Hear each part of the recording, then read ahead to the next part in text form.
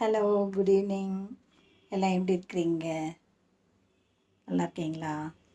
இன்றைக்கி நம்ம உடம்பு உள்ளே இருக்கிற ஒரு சில ஆர்கனுடைய பேரெல்லாம் பார்க்கலாமா?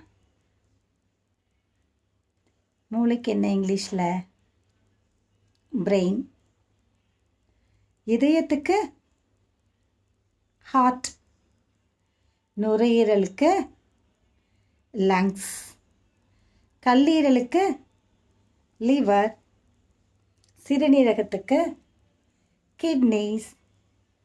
இரைப்பைக்கு ஸ்டமக். சிறுகுடல் ஸ்மால் இன்டெஸ்டைன்.